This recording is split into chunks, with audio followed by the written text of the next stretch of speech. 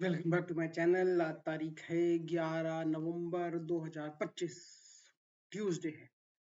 आज हम लोग बात करेंगे रेयर अर्थ मेटल्स के बारे में। ठीक है। कल जो है वो बम्बई में धमाका, दिल्ली में धमाका हुआ था। 2 डॉक्टरों 3 डॉक्टरों ने मिला, कई लोग पकड़े गए, बहुत सारा एक्सप्लोजिव पकड़ा गया। उसके बारे में बात नहीं करेंगे क्योंकि उसके बारे में सभी लोग बात कर रहे हैं। ठीक है।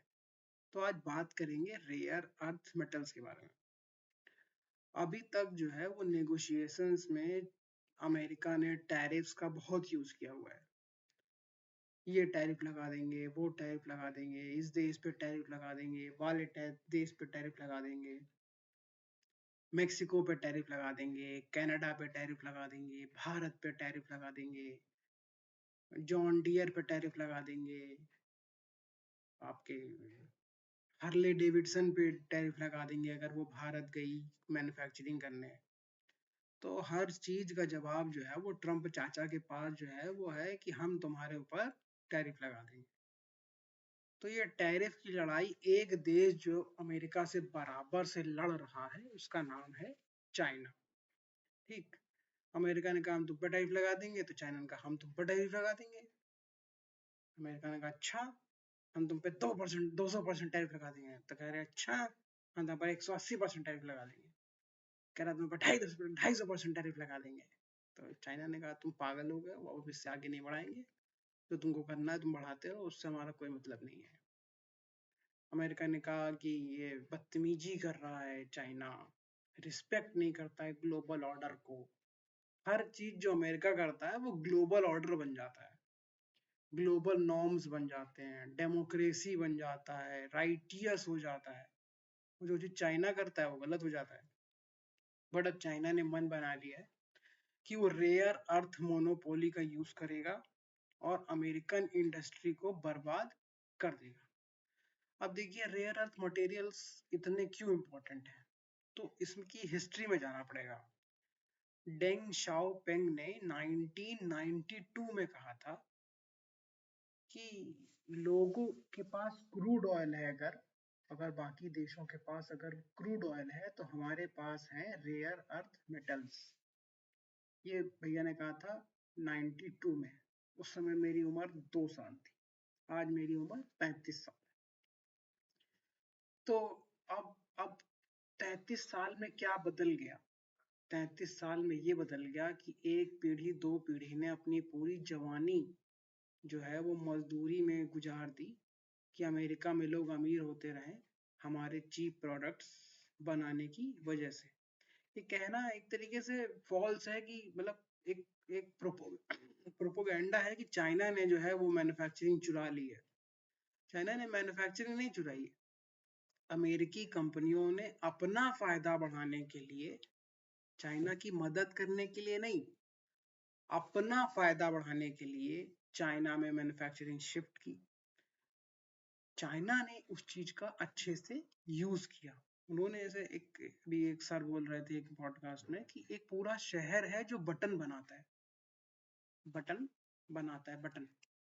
तो आप सोचो कि अगर आप उस शहर चले जाते हो और आपको बटन की जरूरत है, तो कम से कम 100 से 150 लोग, कंपनियां ऐसी हैं जो सिर्फ और सिर्फ बटन पे कंपटीशन कर रही हैं, सेंट्स पे कंपटीशन कर रही हैं, मतलब 2-2 रुपए 3-3 रुपए पे जो है कंपटीशन कर रही हैं। तो उनको तो फायदा मिल नहीं सकता, एक मोटा मोटा मार्जिन नहीं मिल सकता है। अगर पूरा शहर जो है बटन बना रहा है तो फिर उनको मार्जिन नहीं मिल सकता। ये जो भी थोड़ा सा आपके कॉमर्स को समझते हैं, दुकानदारी को समझते हैं, तो उस चीज को समझ जाएंगे कि जहाँ पे पूरी मंडी होती है वहां पे माल सस्ता ही बिकता है। ये कहीं भी आप देख लीजिए, दिल्ली में आपको ये जैकेट जो है वो सस्ती मिलेगी लखनऊ के मुकाबले, क्योंकि दिल्ली में उतने ज्यादा मैन्युफैक्चरर्स भी हैं, उतनी ज्यादा दुकानें भी हैं, मतलब पूरा पूरा मोहल्ला है जहाँ पे सिर्फ और सिर्फ लहंगा बनता है। तो दिल्ली वालों ने लहंगा बनाना चुना, तो वो लोग लहंगे में आगे हैं। आज भी मेरी एक फ्रेंड है, 1-2 साल पहले उसकी शादी हुई है, मेरी भी शादी उसके बाद ही हुई है। तो वो दिल्ली गई थी शॉपिंग करने, ना। वहां से वो लहंगा खरीद के लाई, वहां से वो साड़ियाँ खरीद के लाई, और यही लोग बनारस भी जाते हैं तो करते हैं, तो वो दिल्ली चली गई भाई, उसके पास घर से दिल्ली पास था तो वो दिल्ली चली गई। तो उसी तरह से जब बटन बना रहा है पूरा शहर, तो कितना कंपटीशन होगा उस चीज में, है ना? तो ये है जादू। तो चाइना ने जो है उस चीज को वो किया और करके मोनोपोली बना ली मैन्युफैक्चरिंग में, और वही मैन्युफैक्चरिंग जो है वो उसने रेयर अर्थ मेटल्स में यूज करी। अब रेयर अर्थ मेटल यूज कहाँ होते हैं? ये छोटे स्पीकर बनाने में, ठीक है, कान वाले स्पीकर बनवाने में, ठीक है, लैपटॉप बनाने में, इस पे ये चीज रिकॉर्ड कर रहा हूँ मैं, ठीक है, जो माइक अच्छे आते हैं जो आजकल जो महंगे पॉडकास्ट वाले यूज करते हैं उसमें, एक सबमरीन में 4200 kg रेयर अर्थ मेटल की जरूरत पड़ती है। एक प्लेन में 400 से 800 किलो रेयर अर्थ मेटल की जरूरत पड़ती है। और रडार में और बवाल में किस में जरूरत पड़ती है, आप समझ लो कि अगर आपको कहीं मैग्नेट की जरूरत है तो वहां पे आपको रेयर अर्थ मेटल की जरूरत है। अगर आपको कहीं पे किसी अच्छे क्वालिटी मटेरियल की जरूरत है, इवन आपकी कार में रेयर अर्थ मेटल के बिना काम नहीं चल सकता है। कितनी सारी कंपनियां जो है उन्होंने हाथ खड़े कर दिए थे कि हम मैन्युफैक्चरिंग नहीं कर सकते भारत में, अभी टाटा महिंद्रा ने सबने कह दिया था, क्योंकि हमको रेयर अर्थ मेटल मना कर दिया था चाइना ने। और चाइना ने इसलिए कहा था ताकि भारत को ये समझ में आ जाए कि अगर भारत उड़ने की कोशिश करेगा चाइना से ऊपर तो चाइना उसके पर काट देगा। तो अब हम लोग के पास एक ही ऑप्शन बचता है, अगर हम लोग रेयर अर्थ मेटल्स का एक्सेस चाहते हैं, जैसा कि चाइना ने कहा है कि हमको बताना पड़ेगा कि तुम कहाँ उसका इस्तेमाल कर रहे हो। तो इसमें वो सारी दिक्कतें भी हैं, जैसे भाई अपना डिफेंस अगर कुछ बनाना चाहते हो तो उसमें वो बताना पड़ेगा कि कहाँ यूज कर रहे हो आप। तो but we don't have a choice in this matter. या तो आप भाई फिर मैन्युफैक्चरिंग शुरू करो उसकी, जिसमें 10 से 15 साल लगेंगे। तो सेम प्रॉब्लम अमेरिका के साथ भी है। America is against war going to war against China with the help of rare metals produced by China। तो बनाएगा रेयर अर्थ मेटल चाइना, वो इनको देगा, फिर ये अपने हथियार में डालेंगे और फिर हमला करेंगे चाइना के ऊपर। तो धीरे धीरे अब एक थ्योरी फ्लोट कर रहे हैं जो चाइना के यूट्यूबर्स हैं, चाइना के जो अखबार हैं, कि 2030 आते आते चाइना को इतनी ज्यादा रेयर अर्थ मेटल की जरूरत पड़ेगी कि वो किसी और देश को नहीं दे पाएगा। मतलब उसका इन हाउस कंजम्पशन इतना ज्यादा बढ़ जाएगा रेयर अर्थ मेटल्स का कि वो किसी को भी बाहर नहीं दे पाएगा। आज हम लोग 2025 में हैं, ठीक है। तो अब चाइना ने क्या क्लियर कर दिया है कि 5 साल बाद हम किसी को 1 किलो भी रेयर अर्थ मेटल नहीं देंगे। जैसा कि मैंने पहले ही बताया कि हर डिफेंस इक्विपमेंट में, हर महंगी मिसाइल में, हर महंगे प्लेन में, हर महंगी सबमरीन में जो भी नई बनेगी, जो ऑलरेडी चल रही है उसमें नहीं, मतलब ये खर्चा होने वाला फ्यूल नहीं है, बट ये मैन्युफैक्चरिंग में काम आता, तो उसमें उनको चाहिए रेयर अर्थ मेटल। तो वो 5 साल में बाहर देना क्या कर देंगे, बंद। तो जिसको उसकी जरूरत है वो आज से उसके लिए तैयारी करना शुरू कर दे। भारत अभी अमेरिका के डायरेक्ट रडार पे नहीं है क्योंकि उसको बड़ा एक तो दुश्मन सामने दिख रहा है, अमेरिका। लेकिन भारत भी इस कोप भाजन का जो है शिकार होगा आने वाले सालों में। तो जो वो टेक्नोलॉजी है रेयर अर्थ मेटल की, वो हमको डेवलप करनी ही पड़ेगी, आज नहीं तो कल, कल नहीं तो परसों।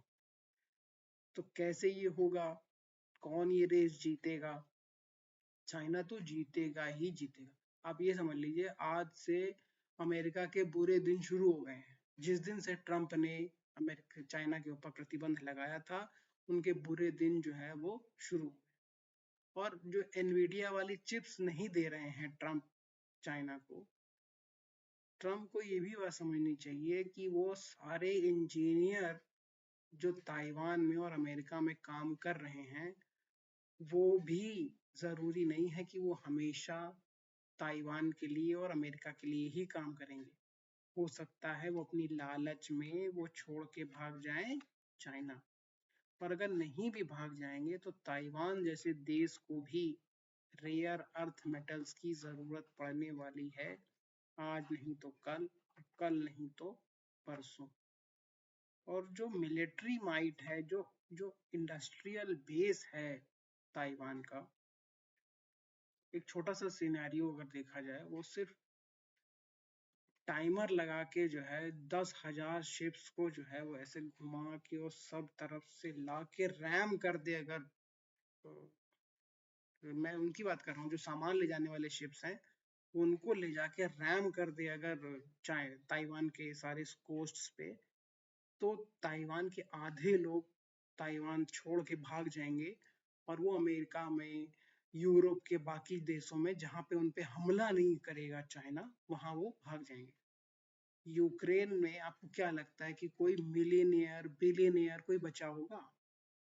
वो पैसा दे के, किसी को खिला के, किसी को क्रिप्टो करेंसी दे के, किसी को सोना दे के, वो सब के सब यूक्रेन छोड़ के भाग गए हैं, भाग चुके होंगे, 90% भाग चुके होंगे। तो वही हाल ताइवान का भी हो कि वहां से सारे अमीर, सारे बुद्धि वाले जितने होंगे, वो देश छोड़ के भाग जाएंगे। रह जाएंगे गरीब और मिलिट्री पर्सनल, जो चाइना जैसे देश से लड़ नहीं सकते हैं। ये रेयर अर्थ मेटल्स की मोनोपोली चाइना के फेवर में है और मिलिटरली उसको नहीं हराया जा सकता है, इसलिए इकोनॉमिकली उसका जीतना जो है वो तय है। क्योंकि वो बदतमीजी कर सकता है, आज के देर में फ्रैंकली वो बदतमीजी कर सकता है। वो रोज जो है रेयर अर्थ मेटल का रेट बढ़ाता जाएगा, बढ़ाता जाएगा, बढ़ाता जाएगा, इस हद तक बढ़ा देगा कि उसके देश के प्रोडक्ट्स खरीद के उनके अंदर से रेयर अर्थ मेटल निकालना सस्ता हो जाएगा, बकायदा बशर्ते कि उससे डायरेक्ट खरीदा जाए रेयर अर्थ मेटल।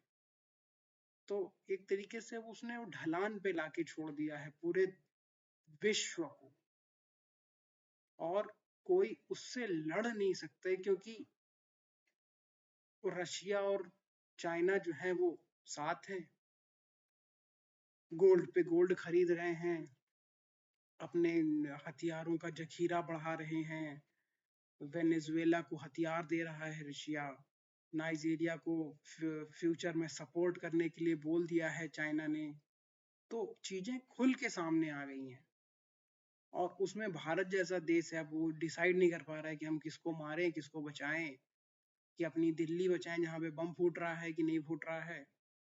कि अभी दिल्ली में जो है वो कुछ दिन पहले जो एरोप्लेन में सिग्नल जैम हो गया था जीपीएस से, जीपीएस अमेरिकन सैटेलाइट है, उसने जाम कर दिया था आपका सिग्नल, या क्या किया था पता नहीं, बट बहुत सारी फ्लाइट्स, 800 फ्लाइट्स जो हैं वो डिले हो गई थी। तो इस जियोपॉलिटिक्स के खेल में क्या होने वाला है ये देखना बहुत ही इंटरेस्टिंग होगा। Thank you for listening. I hope America हार जाए और भारत जीत जाए। चाइना तो जीतेगा ही जीतेगा, भारत जीतेगा कि नहीं जीतेगा, बस यही सवाल बच रहा है। Thank you.